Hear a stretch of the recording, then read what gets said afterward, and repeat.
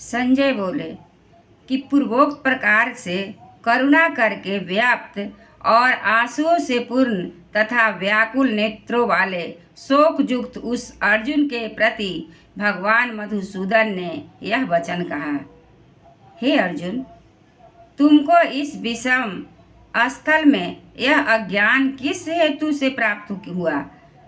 क्योंकि यह न तो श्रेष्ठ पुरुषों से आचरण किया गया है, न स्वर्ग को देने वाला है, न कीर्ति को देने वाला है। इसलिए हे अर्जुन, नपुंसकता को मत प्राप्त हो, यह तेरे जोग नहीं है। हे परम तप, तुच्छ हृदय की दुर्बलता को त्याग कर युद्ध के लिए खड़े हो। तब अर्जुन बोले कि हे मधुसूदन, मैं रणभूमि में भीष्म पितामह और द्रोणाचार्य के प्रति किस प्रकार बाणों से युद्ध करूंगा? क्योंकि हे हरिसूदन, वे दोनों ही पूजनीय हैं। इसलिए इन महानुभाव गुरुजनों को न मारकर इस लोक में भिक्षा का अन्न भी भोगना कल्याणकारक समझता हूँ। क्योंकि गुरुजनों को मारकर भी इस लोक में रुधिर से सने हुए अर्थ और काम रूप भोगों को ही तो भोगूंगा। और हम लोग यह भी नहीं जानते कि हमारे लिए क्या करना श्रेष्ठ है, अथवा यह भी नहीं जानते कि हम जीतेंगे या हमको न जीतने वे जीतेंगे। और जिनको मारकर हम जीना भी नहीं चाहते, वे ही धृतराष्ट्र के पुत्र हमारे सामने खड़े हैं।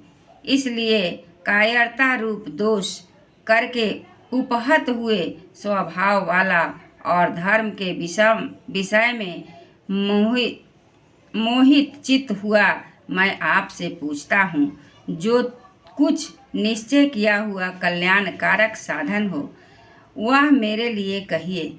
क्योंकि मैं आपका शिष्य हूँ, इसलिए आपके शरण हुए मेरे को शिक्षा दीजिए। क्योंकि भूमि में निष्कंटक धन धान्य संपन्न राज्यों को और देवताओं के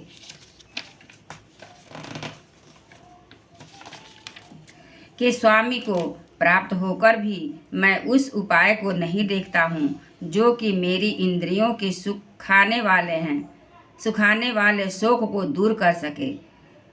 संजय बोले, हे राजन, निद्रा को जीतने वाले अर्जुन अंतर्यामी श्री कृष्ण महाराज के प्रति इस प्रकार कहकर फिर श्री गोविंद भगवान से युद्ध नहीं करूँगा ऐसे स्पष्ट कहकर चुप हो गए।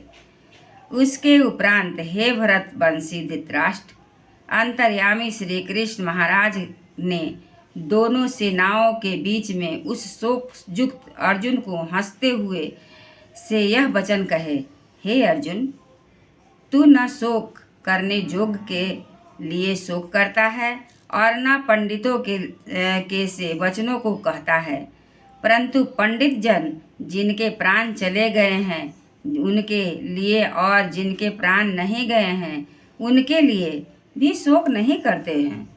क्योंकि आत्मा नित्य है, इसलिए शोक करना अयुक्त है। वास्तव में न तो ऐसा ही है कि मैं किसी काल में नहीं था, अथवा तू नहीं था, अथवा ये राजा लोग नहीं थे, और न ऐसा ही है कि इससे आगे हम सब नहीं रहेंगे।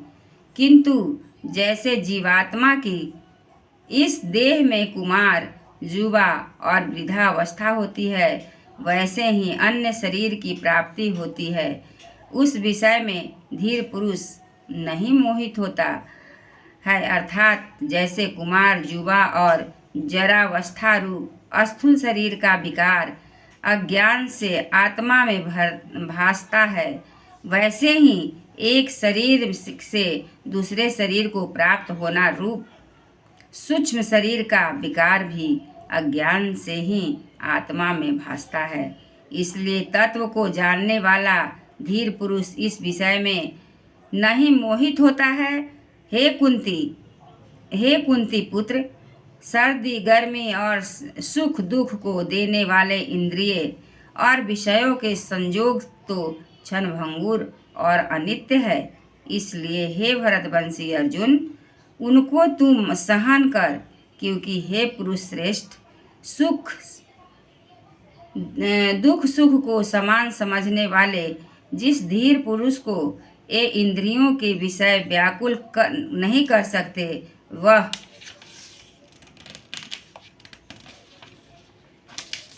मोक्ष के लिए योग्य होता है।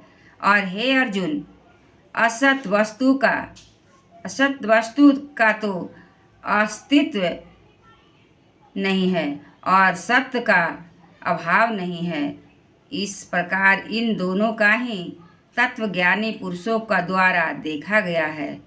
इस न्याय के अनुसार नाश रहित तो उसको जान कि जिससे यह संपूर्ण जगत व्याप्त है, क्योंकि इस अविनाशी का विनाश करने को कोई भी समर्थ नहीं है।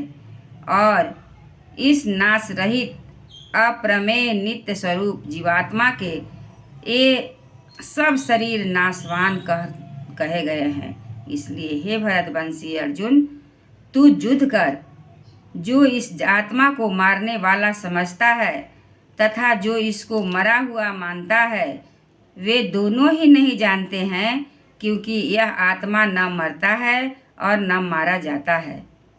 यह आत्मा किसी काल में भी न जन्मता है और न मरता है, अथवा न यह आत्मा हो करके फिर होने वाला है, क्योंकि यह अजन्मा, नित्य, शाश्वत और पुरातन है।